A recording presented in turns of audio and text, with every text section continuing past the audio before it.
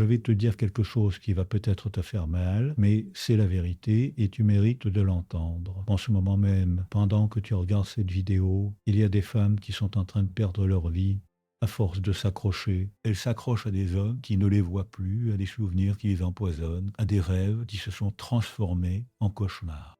Et le plus tragique dans tout ça, c'est qu'elles pensent que s'accrocher, c'est aimer. Elles confondent l'attachement toxique avec la fidélité, la dépendance avec la passion. Je le vois tous les jours dans mon cabinet, ces femmes magnifiques, intelligentes, pleines de vie, qui se sont réduites à l'état d'ombre d'elles-mêmes parce qu'elles ont oublié la leçon la plus importante de toutes, celle que personne ne leur a jamais enseignée, comment lâcher prise sans se briser. Tu sais, je me souviens d'une patiente, appelons-la Marie, 52 ans, une femme brillante qui dirigeait une équipe de 20 personnes dans une grande entreprise. Elle venait me voir tous les jeudis après-midi et à chaque séance, elle me racontait la même histoire. Son mari l'avait quittée 2 ans auparavant pour une femme plus jeune, cliché absolu, et elle ne parvenait pas à tourner la page. Elle vérifiait encore son profil sur les réseaux sociaux 10 fois par jour. Elle conduisait parfois devant son nouveau domicile. Elle gardait tous ses vêtements dans le placard comme s'il allait revenir. Un jour, je lui ai posé une question très simple. Marie, si tu continues comme ça, dans 5 ans, où seras-tu? Elle m'a regardé avec des yeux vides et elle a dit exactement au même endroit. C'est à ce moment-là qu'elle a compris qu'elle n'était pas en train de préserver l'amour, elle était en train de construire sa propre prison. Écoute-moi bien maintenant parce que ce que je vais te dire pourrait changer radicalement ta vie si tu le laisses entrer. Si tu continues à t'accrocher à ce qui te fait souffrir, si tu continues à croire que ta valeur dépend de l'attention d'un homme qui ne te voit plus, si tu continues à penser que lâcher prise signifie abandonner ou échouer, tu vas te réveiller dans 10 ans et réaliser que tu as passé les plus belles années de ta vie à attendre quelqu'un qui n'arrivera jamais. Et pendant ce temps-là, lui, il aura construit une nouvelle vie, il aura ri, il aura aimé, il aura avancé. Et toi, tu seras resté figé comme une statue de sel, comme la femme de Lot qui s'est retournée pour regarder en arrière et qui a été transformée en pierre. D'ailleurs, avant que j'aille plus loin, si tu sens que ces mots résonnent en toi, si tu reconnais cette douleur dont je parle, fais-moi une faveur, abonne-toi à cette chaîne maintenant, pas demain, pas après la vidéo, maintenant. Parce que ce que je partage ici, ce ne sont pas des platitudes, ce ne sont pas des conseils de magazines féminins recyclés, c'est le résultat de 40 ans de travail clinique avec des milliers de personnes qui ont survécu aux pires traumatismes et qui ont appris à se reconstruire. Tu mérites d'avoir accès à ces outils et je veux que tu les aies. Alors clique sur ce bouton, active la cloche et continuons ensemble. Maintenant, revenons à toi. Imagine cette scène que je vois se répéter encore et encore. C'est un dimanche après-midi, t'es seul, chez toi, tes enfants sont partis vivre leur vie, la maison est trop silencieuse, tu prends ton téléphone, tu sais que tu ne devrais pas, mais tu le fais quand même. Tu regardes ses photos, tu vois qu'il a l'air heureux, qu'il sourit d'une façon qu'il ne souriait plus avec toi depuis des années, et cette autre femme est là, à côté de lui, jeune peut-être ou pas, peu importe. Ce qui compte, c'est qu'elle a pris ta place dans l'histoire qu'il se raconte, et toi, tu sens cette douleur familière dans ta poitrine, ce mélange de rage, de tristesse, de jalousie, et surtout, cette question qui te torture, pourquoi elle et pas moi? Qu'est-ce qu'elle a que je n'ai pas? Cette scène, elle est réelle pour des millions de femmes en ce moment même. Mais voici ce que tu dois comprendre, et c'est crucial. Cette douleur que tu ressens, ce n'est pas de l'amour, c'est de l'attachement traumatique. C'est ton cerveau qui confond la familiarité avec la sécurité, qui confond l'habitude avec le destin. Ton système nerveux a été programmé pendant des années, peut-être des décennies, à réagir à cette personne comme si elle était ta source d'oxygène. Et maintenant que cette source a disparu, ton cerveau panique, comme si tu étais en train de suffoquer. Mais tu n'es pas en train de suffoquer. Tu es en train de respirer pour la première fois depuis longtemps et c'est terrifiant parce que tu as oublié comment faire. Laisse-moi te dire ce qui va se passer si tu ne changes rien. Si tu continues sur cette voie, si tu restes accroché à cette douleur, à cette relation qui n'existe plus que dans ta tête, voici ton avenir. Dans 6 mois, tu seras encore en train de vérifier son profil, encore en train de te demander s'il pense à toi, encore en train de refuser les invitations de tes amis parce que tu ne te sens pas prête à affronter le monde. Dans 1 an, il sera peut-être fiancé ou marié, ou il y aura un enfant avec cette autre femme. Et toi, tu auras perdu 12 mois précieux de ta vie à pleurer quelqu'un qui ne pleure pas pour toi. Dans 5 ans, tes amis auront arrêté de t'appeler parce qu'elles en auront assez d'entendre la même histoire. Tes enfants te regarderont avec ce mélange de pitié et d'exaspération. Et lui, il ne pensera même plus à toi. Tu seras devenu un chapitre fermé, une anecdote qu'il raconte peut-être à ses nouveaux amis. Tu sais, mon ex-femme, elle n'a jamais vraiment tourné la page. Est-ce que tu vois où je veux en venir? Est-ce que tu comprends l'urgence de ce moment? Tu n'es pas en train de préserver quelque chose de précieux en t'accrochant. Tu es en train de te sacrifier sur l'autel d'une illusion. Et pendant que tu fais ça, pendant que tu verses toute ton énergie vitale dans ce puissant fond, la vie continue autour de toi. Il y a des expériences que tu ne vis pas, des rires que tu ne partages pas, des versions de toi-même que tu n'explores pas. Il y a peut-être même un homme, un vrai, qui pourrait te voir, te valoriser, t'aimer comme tu mérites, mais tu ne le remarqueras jamais parce que tu regardes encore en arrière. Et voici la partie qui fait vraiment peur. Plus tu attends, plus c'est difficile. Chaque jour que tu passes dans cet état de suspension, c'est un jour où les circuits neuronaux de la douleur se renforcent dans ton cerveau. C'est un jour où l'habitude de la souffrance devient plus profondément ancrée. Et ce qu'on dit, ce à quoi on résiste, persiste, eh bien c'est neurologiquement vrai. Ton cerveau devient littéralement câblé pour la douleur, pour l'attachement toxique, pour le manque, et plus tu restes dans cet état, plus il devient ta nouvelle normalité. Jusqu'au jour où tu ne te souviens même plus comment c'était de te sentir légère, libre, entière. Mais attends, parce que ça devient encore pire. Non seulement tu perds ton présent et ton futur, mais tu commences aussi à perdre ton passé. Tu sais ce que je veux dire? Tu commences à réécrire toute l'histoire de ta vie à travers le prisme de cet échec. Toutes ces années où tu étais forte, où tu réussissais, où tu élevais tes enfants, où tu construisais ta carrière, tout ça commence à disparaître. La seule chose que tu vois quand tu regardes en arrière, c'est cette relation qui s'est terminée. Tu deviens la femme qui a été quittée, point final. Toute la richesse, toute la complexité, toute la beauté de ton histoire s'efface derrière cette unique identité. Et c'est peut-être la perte la plus tragique de toutes. Alors imagine maintenant que non seulement il a reconstruit sa vie avec quelqu'un d'autre, non seulement il est heureux, mais en plus, quand il pense à toi, si jamais il pense encore à toi, tout ce qu'il ressent, c'est du soulagement d'être parti. Imagine qu'il raconte à ses amis combien il se sent libéré, combien sa nouvelle vie est meilleure. Imagine que tu deviens dans son esprit l'exemple de ce qu'il ne veut plus jamais, la femme accrochée, la femme qui ne pouvait pas lâcher prise, la femme qui représentait le poids et non la légèreté. C'est ça le vrai cauchemar. Pas qu'il soit parti, mais que ton incapacité à lâcher prise transforme rétrospectivement toute votre histoire en quelque chose de toxique dans sa mémoire. Et tu sais, ce qui est ironique dans tout ça, c'est que la seule chose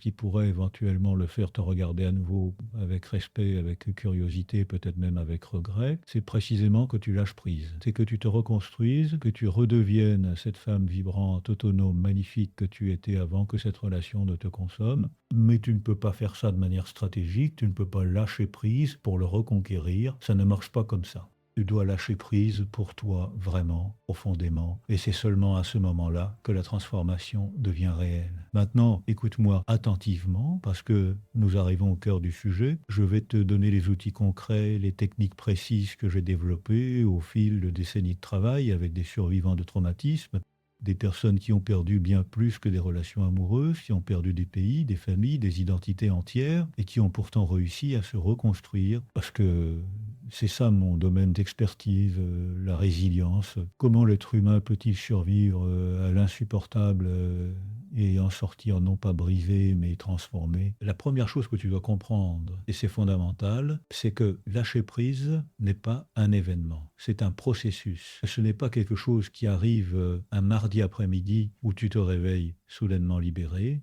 C'est une série de petites décisions, de petits gestes, de petites victoires quotidiennes qui s'accumulent au fil du temps jusqu'à ce que tu réalises un jour que tu as passé une journée entière sans penser à lui, puis une semaine, puis plus.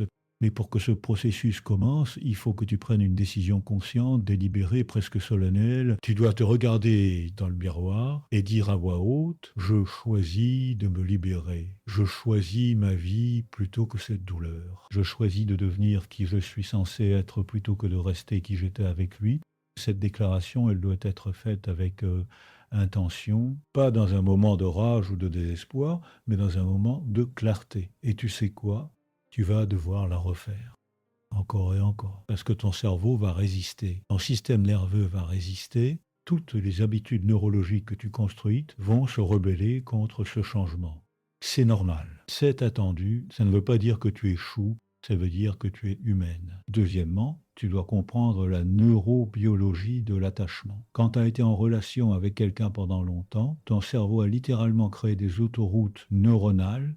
Chaque fois que tu ressens une émotion, positive ou négative, ton cerveau cherche automatiquement cette personne. Tu es heureuse, tu veux le partager avec lui. Tu es triste, tu veux son réconfort. Tu es en colère, tu veux qu'il te comprenne. Les circuits sont profonds, ils sont puissants. Et ils ne disparaissent pas simplement parce que la relation est terminée. En fait, parfois ils deviennent encore plus forts après la séparation, parce que maintenant il y a le manque, et le manque active les mêmes zones du cerveau que la dépendance aux drogues. Alors que fais-tu avec cette information?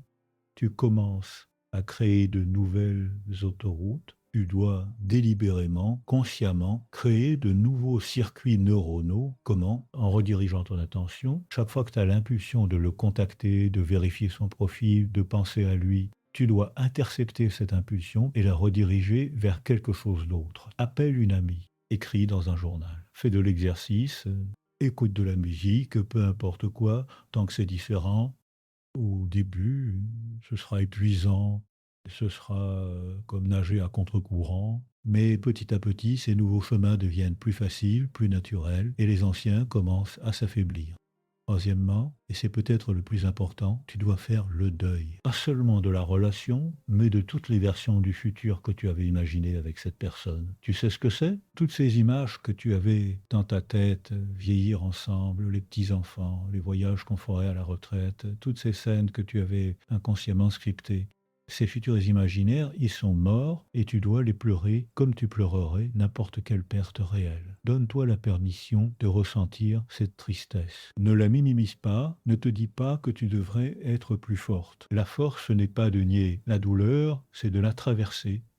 Je recommande à mes patientes de faire un rituel de deuil concret. Écris une lettre à cette relation, à cette version du futur que tu avais imaginé. Dis tout ce que tu as besoin de dire, puis brûle cette lettre ou enterre-la ou jette-la dans l'océan. Fais quelque chose de physique, de symbolique qui marque la fin. Ton cerveau a besoin de symboles, il a besoin de rituels pour comprendre que quelque chose est vraiment terminé. Dans les cultures traditionnelles, on savait ça. On avait des rituels de deuil élaborés qui duraient des mois, des années parfois. Dans notre culture moderne, on attend de toi que tu sois fonctionnel le lundi matin, peu importe ce qui s'est brisé le vendredi soir. C'est absurde et c'est cruel. Quatrièmement, tu dois reconstruire ton identité en dehors de cette relation. Qui es-tu quand tu n'es pas sa femme, sa partenaire, sa moitié? C'est une question terrifiante pour beaucoup de femmes, surtout celles qui ont été en couple pendant des décennies. Vous avez construit votre identité autour de ce nous, et maintenant il n'y a plus de nous, il n'y a que je. Mais voici la vérité magnifique et libératrice. Ce je, cette personne que tu es indépendamment de toute relation, elle a toujours été là. Elle a juste été mise de côté, négligée, oubliée peut-être, mais elle n'a jamais disparu. Alors commence à la redécouvrir. Qu'est-ce que tu aimais faire avant cette relation? Quels étaient tes rêves quand tu avais 20 ans? Qu'est-ce qui te faisait vibrer? Peut-être que certaines de ces choses ne sont plus pertinentes, c'est normal, tu as changé, mais peut-être que certaines le sont encore. Et peut-être qu'il y a de nouvelles choses que tu n'as jamais explorées parce que tu étais trop occupé à être la moitié de quelqu'un d'autre. Maintenant, c'est ton moment. Prends un cours de quelque chose qui t'intrigue. Voyage seul si tu peux. Rejoins un groupe, un club, une communauté autour d'un intérêt que tu as, non pas pour rencontrer quelqu'un, mais pour te rencontrer toi-même. Cinquièmement, tu dois comprendre, et c'est crucial, que ta valeur n'a jamais dépendu de lui. Jamais, pas une seconde. Le fait qu'il soit parti, qu'il t'ait quitté, qu'il ait choisi quelqu'un d'autre, ça ne dit rien sur ta valeur. Ça dit quelque chose sur la compatibilité, sur le timing, sur ses propres besoins et désirs, sur 1000 facteurs complexes, mais pas sur ta valeur intrinsèque en tant qu'être humain, en tant que femme. Tu t'es précieuse avant de le rencontrer, tu t'es précieuse pendant que tu étais avec lui, et tu t'es précieuse maintenant qu'il est parti. Cette vérité est indépendante de toute relation. Mais je sais que savoir ça intellectuellement et le ressentir dans tes os, ce sont deux choses différentes. Alors voici ce que tu fais.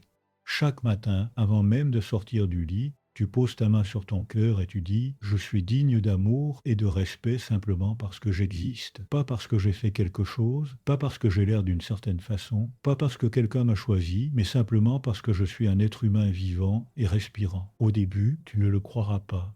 Tu te sentiras ridicule. Fais-le quand même, parce que la répétition crée des voies neuronales. Si tu te répètes quelque chose assez longtemps, ton cerveau commence à le traiter comme une vérité. Sixièmement, tu dois établir des limites strictes. Si tu continues à avoir du contact avec lui, si tu continues à le voir, à lui parler, à suivre sa vie, tu ne pourras jamais guérir. C'est comme essayer de guérir une plaie tout en continuant à l'arracher.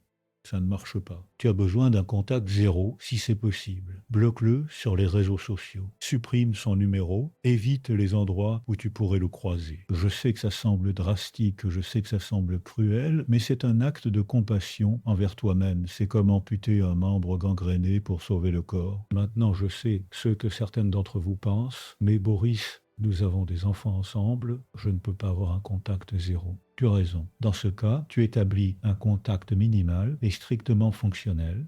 Ou parler uniquement des enfants, uniquement de la logistique. Pas de conversation personnelle, pas de questions sur sa vie, pas de partage sur la tienne. Tu le traites comme un collègue de travail avec qui tu dois coordonner un projet, poli, professionnel, distant. C'est dur, je sais, mais c'est nécessaire pour ta guérison. Septièmement, tu dois t'entourer de personnes qui te soutiennent dans cette transformation. Pas de personnes qui te disent ce que tu veux entendre, mais de personnes qui te disent ce que tu as besoin d'entendre. Des amis qui vont te rappeler qui tu es quand tu l'oublies, qui vont te sortir de chez toi quand tu veux t'isoler, qui vont te tenir la main pendant que tu pleures, mais qui vont aussi te botter les fesses quand tu commences à retomber dans les vieux schémas.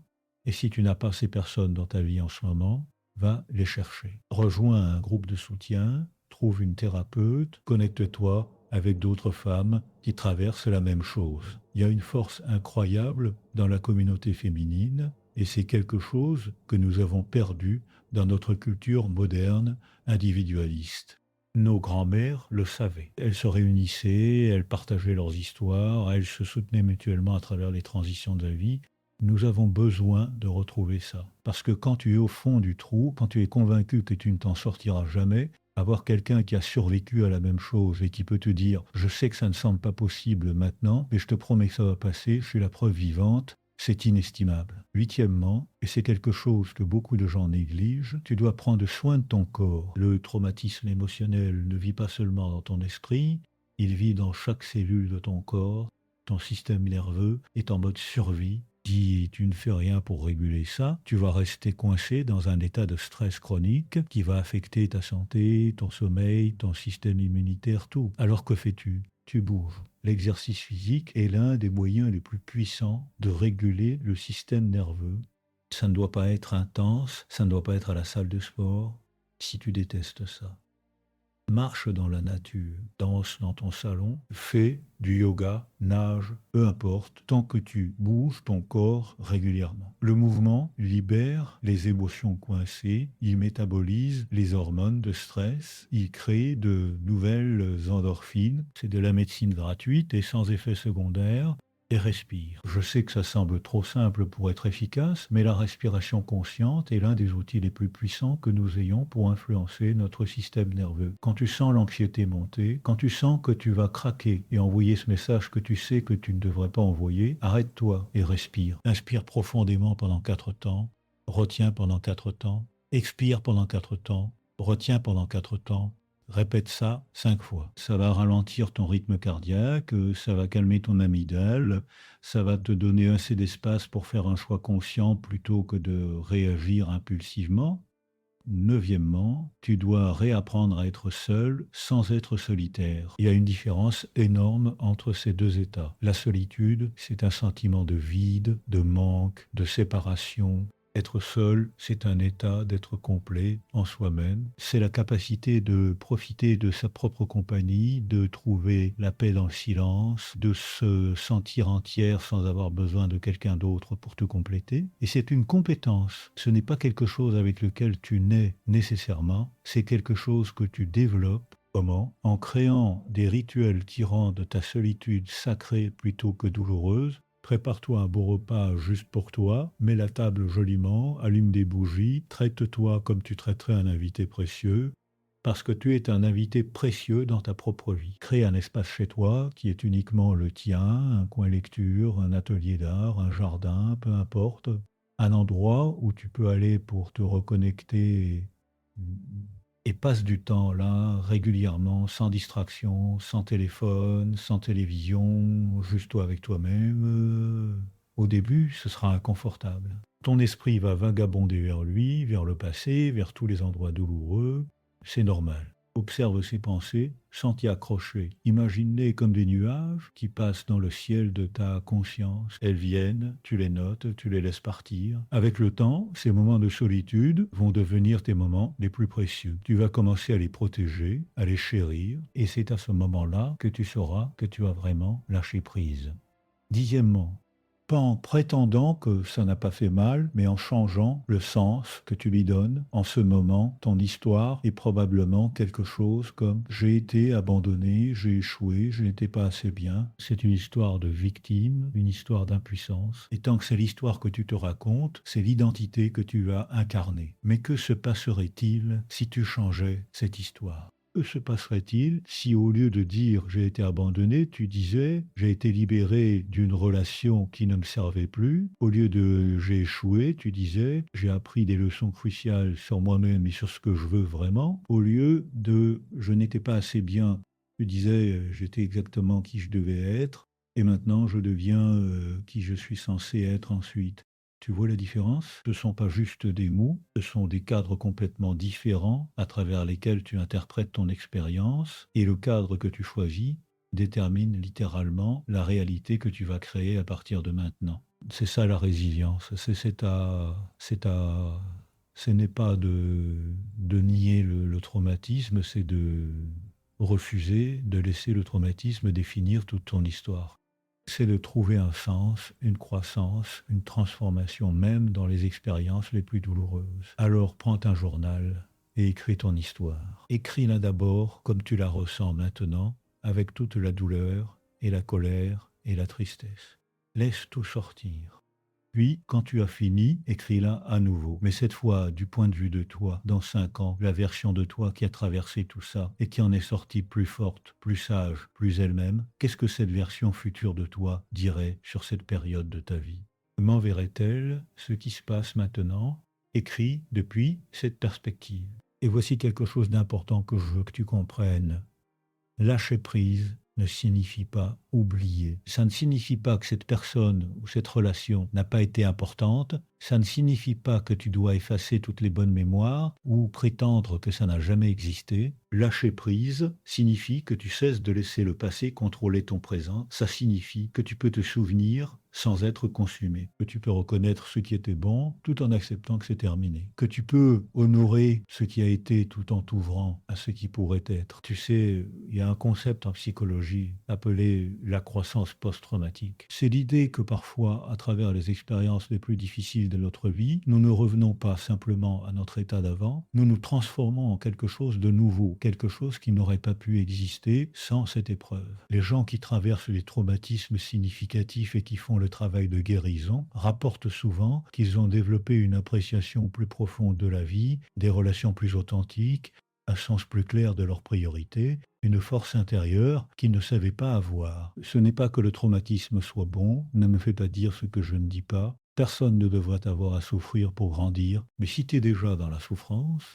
si tu es déjà au fond du trou, alors autant en extraire quelque chose de précieux. Autant te demander qui puis-je devenir à travers cette épreuve. Quelle version de moi attend de l'autre côté de cette douleur? Parce qu'il y a une autre côté, je te le promets, des millions de femmes avant toi ont traversé exactement ce que tu traverses et elles ont survécu, elles ont prospéré, elles ont reconstruit des vies magnifiques et riches de sens.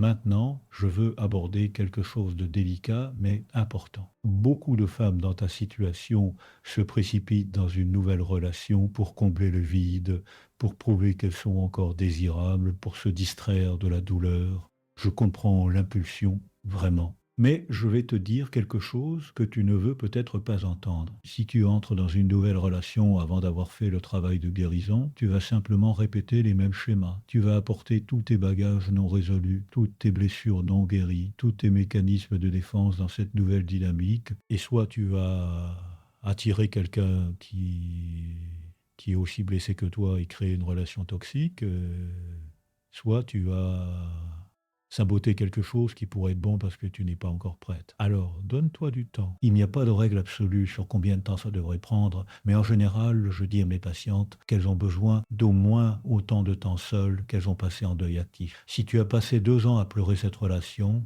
tu as besoin d'au moins 2 ans à te reconstruire avant d'être vraiment prête pour quelque chose de nouveau. Ça ne veut pas dire que tu dois t'isoler complètement, ça ne veut pas dire que tu ne peux pas avoir de connexion ou même des relations légères, mais une relation sérieuse, un engagement profond, ça devrait attendre jusqu'à ce que tu sois vraiment entière en toi-même. Et voici comment tu sais que tu es prête. Quand l'idée d'être seule pour le reste de ta vie ne te terrifie plus, quand tu as construit une vie qui te satisfait, qui te nourrit, qui a du sens, indépendamment de toute relation romantique, quand tu peux dire honnêtement je serai heureuse seule, mais je serai ouverte à partager cette vie avec quelqu'un qui l'enrichit plutôt que de la compléter. Parce qu'il y a une différence fondamentale entre chercher quelqu'un pour te compléter et inviter quelqu'un à partager une vie déjà complète. Les relations les plus saines, les plus durables, les plus satisfaisantes sont celles entre deux personnes entières qui choisissent d'être ensemble, non pas par besoin, mais par désir. Non pas parce qu'elles ont peur d'être seules, mais parce qu'elles apprécient vraiment la compagnie de l'autre. Non pas pour combler un vide, mais pour partager une plénitude. Et tu ne peux pas créer ce genre de relation tant que tu n'as pas d'abord créé cette plénitude en toi-même. Parlons maintenant de quelque chose que beaucoup de femmes de ton âge ressentent mais n'osent pas dire. La peur que le temps passe, que tu vieillis, que tes meilleures années sont derrière toi, que si tu ne trouves pas quelqu'un maintenant, rapidement, tu vas finir seul. Cette peur est réelle, je la vois tout le temps, et elle pousse les femmes à faire des choix désespérés, à s'accrocher à des relations qui ne fonctionnent pas, à accepter moins que ce qu'elles méritent. Alors écoute-moi bien, cette peur est basée sur un mensonge culturel toxique. Le mensonge que la valeur d'une femme diminue avec l'âge, que tu as une date d'expiration, que tes années les plus précieuses sont celles de ta jeunesse, c'est de la merde absolue, pardonne mon langage, mais c'est tellement important que tu comprennes ça. Certaines des femmes les plus magnifiques, les plus vibrantes, les plus désirables que je connaisse ont plus de 50 ans, plus de 60 ans même. Elles rayonnent d'une confiance, d'une sagesse, d'une présence à elles-mêmes que les jeunes femmes ne peuvent tout simplement pas avoir parce que ça vient avec l'expérience, avec avoir survécu, avec savoir qui tu es. Tu sais ce qui est vraiment attirant. Ce n'est pas la police ou les cheveux brillants, même si ces choses sont agréables. Ce qui est vraiment attirant, c'est une femme qui s'habite pleinement, qui connaît sa valeur, qui n'a pas besoin de validation externe, qui a des passions et des intérêts et une vie riche. Ce genre de présence, ça transcende l'âge. Et honnêtement, la plupart des hommes de qualité, les hommes qui valent la peine d'être avec, ils cherchent exactement ça. Ils en ont assez des jeux, de l'insécurité, du besoin constant de réassurance. Ils veulent une partenaire, pas un projet. Alors, au lieu de paniquer à propos de ton âge, utilise-le comme un avantage. Tu as une sagesse maintenant que tu n'avais pas à 30 ans. Tu as une clarté sur ce que tu veux et ce que tu ne veux pas. Tu as moins de patience pour les conneries et c'est une bonne chose. Tu as survécu à des choses qui auraient brisé la version plus jeune de toi. Et tu es littéralement plus forte maintenant. Alors, possède ça. Célèbre ça, arrête de te comparer aux versions plus jeunes de toi-même ou aux femmes plus jeunes en général, et dans une catégorie différente maintenant, et c'est une catégorie puissante. Et pendant que nous parlons de pouvoir, parlons du pouvoir de dire non. C'est une compétence que beaucoup de femmes de ta génération n'ont jamais vraiment développée parce qu'on vous a appris à être accommodante, à être gentille, à ne pas faire de vagues, mais dire non, établir des limites claires, refuser ce qui ne te sert pas, c'est l'un des actes les plus puissants d'amour-propre que tu puisses faire. Pratique à dire non. Commence petit si tu as besoin. Dis non à cette invitation que tu ne veux pas vraiment accepter. Dis non à cette faveur qu'on te demande et qui va te surcharger. Dis non à ces conversations qui te drainent. Chaque fois que tu dis non à quelque chose qui ne t'honore pas, tu dis oui à toi-même. Tu renforces le message que ta vie, ton temps, ton énergie sont précieux et ne doivent pas être gaspillés sur des choses qui ne t'apportent pas de joie ou de sens. Et écoute, je sais que certaines d'entre vous se demandent, mais Boris, quand est-ce que ça va arrêter de faire mal? Quand est-ce que je vais me réveiller et ne plus penser à lui? Je ne peux pas te donner une date exacte parce que le processus de guérison est différent pour chacune. Mais je peux te dire que ça devient plus facile, progressivement, imperceptiblement au début, puis de plus en plus visiblement. Un jour, tu réalises que tu as passé toute une matinée sans penser à lui, puis un jour entier, puis une semaine, les vagues de douleur deviennent moins fréquentes, moins intenses, elles ne disparaissent jamais complètement, parfois quelque chose va te rappeler et tu vas sentir ce pincement, mais ce ne sera plus cette douleur dévorante qui te paralysait. Et puis un jour, et je te promets que ce jour viendra, tu vas penser à lui et tu vas juste ressentir de la neutralité. Pas de douleur, pas de colère, pas de désir, juste une reconnaissance calme que cette personne a fait partie de ton histoire et maintenant elle n'en fait plus partie. Et ce jour-là, tu vas savoir que tu as vraiment lâché prise, que tu es vraiment libre, mais en attendant ce jour, tu dois être patiente avec toi-même. La guérison n'est pas linéaire. Il y aura des jours où tu te sens forte et confiante et prête à conquérir le monde, et il y aura des jours où tu te réveilles et tout ce que tu veux faire, c'est rester au lit et pleurer. Les deux sont valides, les deux font partie du processus. Ne te juge pas pour les mauvais jours. Il ne signifie pas que tu régresses. Il signifie que tu es humaine. Voici une technique que j'enseigne et qui peut être vraiment utile pendant les moments difficiles. Ça s'appelle l'autocompassion. Et c'est basé sur le travail de Christine Neff. Quand tu es en train de te débattre, quand tu te sens faible ou pathétique ou comme si tu n'allais jamais t'en sortir, pose ta main sur ton cœur et parle-toi comme tu parlerais à ta meilleure amie qui traverse la même chose. Qu'est-ce que tu lui dirais? Tu ne lui dirais pas, tu es pathétique, ressaisis-toi. Tu lui dirais, je sais que c'est dur, je sais que ça fait mal, mais t'es forte et tu vas traverser ça. Alors dis-toi exactement ça. Sois pour toi-même la présence aimante et soutenante dont tu as besoin. Et voici quelque chose d'autre qui peut aider, créer ce que j'appelle une boîte de résilience. C'est une boîte physique où tu mets des choses qui te rappellent qui tu es au-delà de cette douleur, des photos de moments où tu étais heureuse, des lettres d'amis qui te disent combien tu comptes pour eux, des citations qui t'inspirent, des souvenirs de tes accomplissements, tout ce qui te reconnecte à ta force et à ta valeur. Et quand tu as un de ces jours vraiment difficiles, tu sors cette boîte et tu passes du temps avec son contenu. Tu te rappelles que tu es plus que cette douleur, que tu as une histoire riche et complexe, que tu as de la valeur. Maintenant, je veux parler de quelque chose que beaucoup de gens évitent, mais qui est crucial. Le pardon. Pas pour lui, pour toi, parce que tant que tu portes de la rancœur, de la colère, de l'amertume, c'est toi qui souffres. C'est comme boire du poison et espérer que l'autre personne va mourir. Ça ne marche pas comme ça, ta colère ne le touche pas, elle te consume toi. Mais attention, le pardon ne signifie pas excuser ce qu'il a fait. Ça ne signifie pas dire que c'était acceptable ou que ça n'a pas fait mal. Le pardon signifie que tu choisis de ne plus porter le poids de cette blessure. Que tu choisis de le libérer, non pas parce qu'il le mérite, mais parce que tu mérites la paix. C'est un acte égoïste dans le meilleur sens du terme. Tu pardonnes pour toi, pas pour lui. Et parfois, la personne la plus importante à pardonner, c'est toi-même. Pour les erreurs que tu as faites, pour les signes que tu as ignorés, pour être resté trop longtemps, pour ne pas t'être défendu, pour tout ce que tu te reproches. Tu dois te pardonner parce que tu as fait de ton mieux avec les ressources et la conscience que tu avais à ce moment-là. Tu ne savais pas alors ce que tu sais maintenant. Et te punir indéfiniment pour des erreurs passées ne sert à rien sauf à te garder coincé. Alors écris-toi une lettre de pardon. Adresse-la à toi-même. Dis-toi que tu te pardonnes, que tu te libères de la culpabilité et de la honte, que tu reconnais que tu es humaine et imparfaite et que c'est correct. Lis cette lettre à voix haute. Laisse-toi pleurer si tu en as besoin, puis garde cette lettre et relis-la chaque fois que tu commences à te blâmer.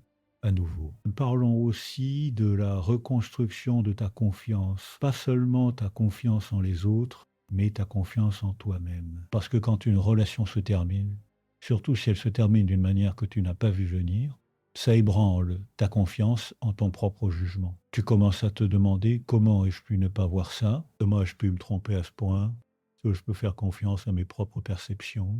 Cette perte de confiance en soi peut être paralysante, elle peut te faire douter de chaque décision, de chaque intuition, et voici ce que tu dois comprendre. Le fait que tu n'aies pas vu quelque chose venir ne signifie pas que ton jugement est fondamentalement défectueux. Parfois les gens cachent des choses, parfois les situations changent, parfois nous ne voyons pas ce que nous ne voulons pas voir parce que nous sommes investis émotionnellement. Tout ça est humain et normal. Pour reconstruire ta confiance en toi, commence par tenir un journal de décision. Note les décisions que tu prends, même les petites, et leurs résultats.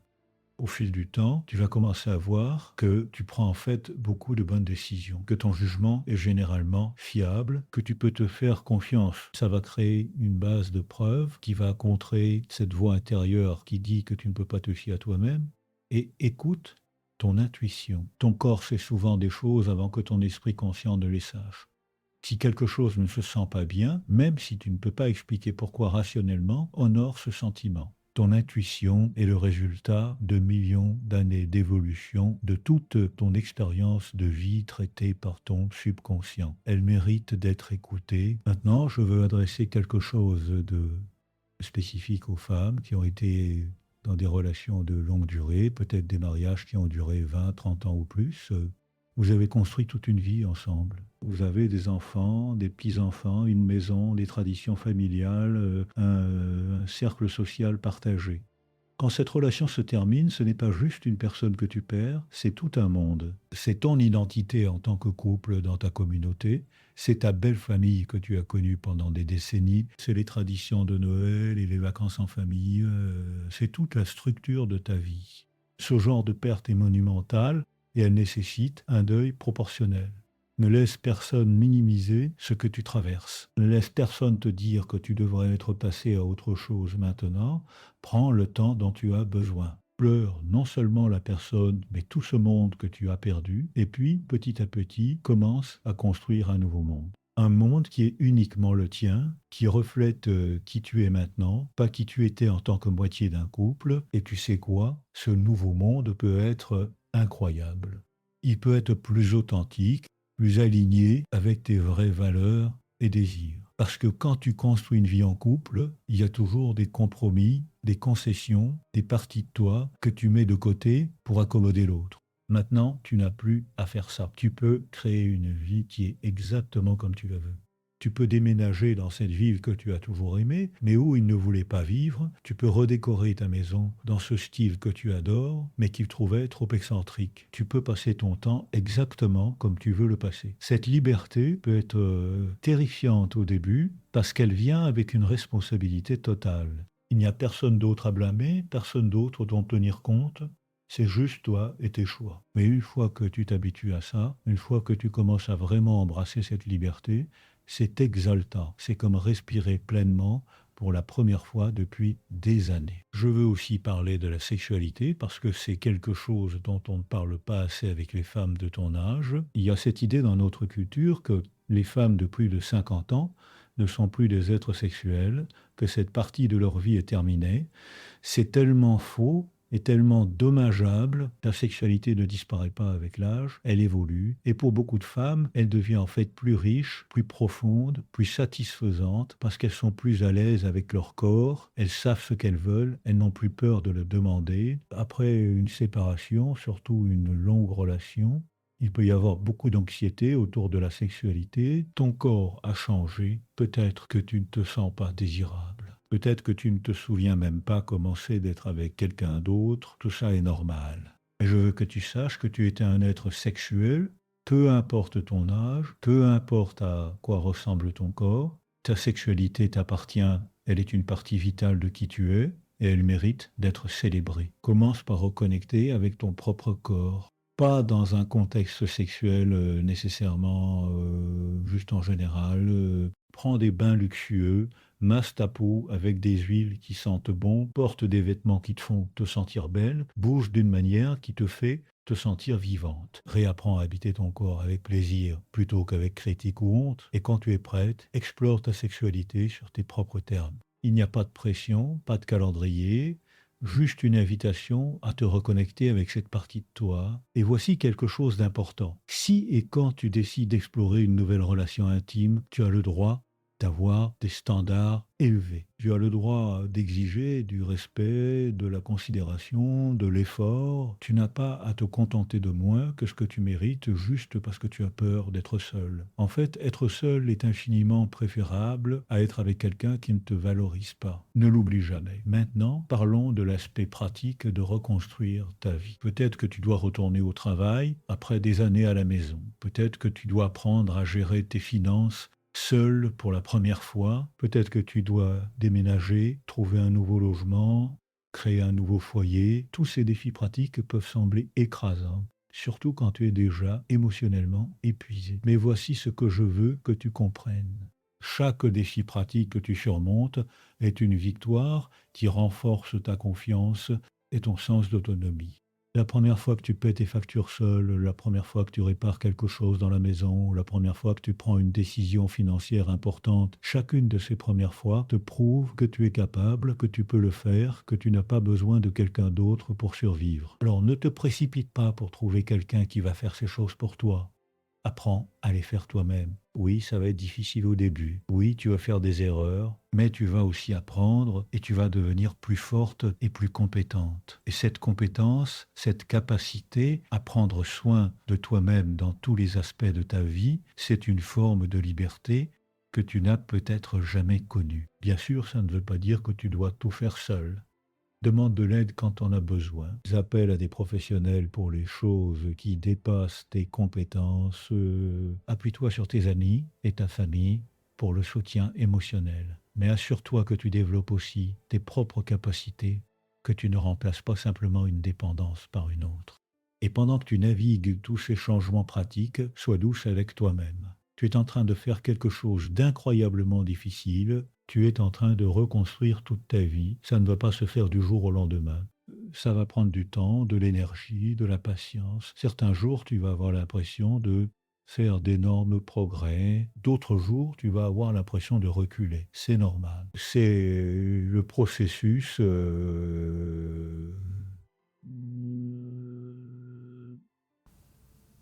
Célèbre les petites victoires. Tu as réussi à passer une journée sans pleurer, c'est une victoire. Et tu as dit non à quelque chose qui ne te servait pas, victoire. Tu as essayé quelque chose de nouveau qui te faisait peur, victoire. Toutes ces petites choses s'accumulent et deviennent de grandes transformations. Je veux aussi parler du rôle de la gratitude dans ce processus. Je sais que ça peut sembler contre-intuitif quand tu es en pleine douleur, mais cultiver la gratitude peut vraiment changer ta perspective.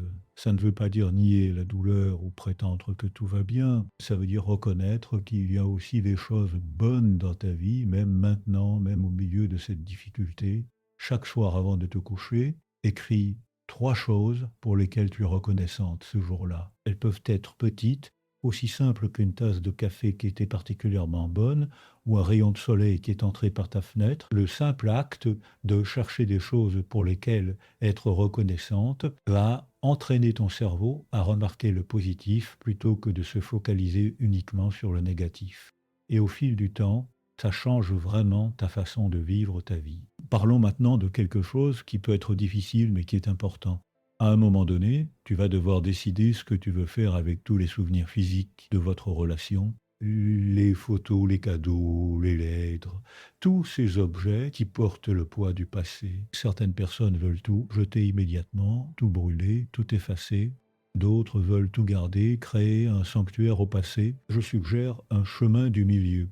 Ne te précipite pas pour tout jeter dans un moment de colère ou de douleur, parce que tu pourrais le regretter plus tard. Mais ne crée pas non plus un musée de ta relation passée. Ce que je recommande, c'est de mettre toutes ces choses dans des boîtes et de les ranger quelque part où tu ne les vois pas tous les jours. Donne-toi 6 mois, 1 an, le temps dont tu as besoin. Puis, quand tu es dans un meilleur endroit émotionnellement, ressors ces boîtes et décide consciemment, calmement, ce que tu veux garder et ce que tu veux laisser partir. Garde les choses qui ont une vraie valeur sentimentale, qui représentent de bons souvenirs que tu veux conserver. Laisse partir les choses qui te font mal, qui te gardent attaché au passé, et fais-le avec intention, avec rituel. Remercie ces objets pour ce qu'ils ont représenté, puis libère-les, c'est une autre façon de pratiquer le lâcher-prise de manière tangible, physique. Et pendant que nous parlons de lâcher-prise physiquement, parlons de ton espace de vie. Si tu vis encore dans l'endroit où vous viviez ensemble, cet espace est rempli de mémoires, de fantômes du passé. Chaque coin te rappelle quelque chose. C'est épuisant et ça rend la guérison plus difficile. Si tu peux déménager, même dans un autre quartier, ça peut être incroyablement libérateur. Un nouveau départ dans un nouvel espace qui est entièrement le tien, qui n'a pas d'histoire avec lui, mais je comprends que ce n'est pas toujours possible financièrement ou pratiquement. Si tu dois rester dans le même endroit, alors réapproprie-toi cet espace.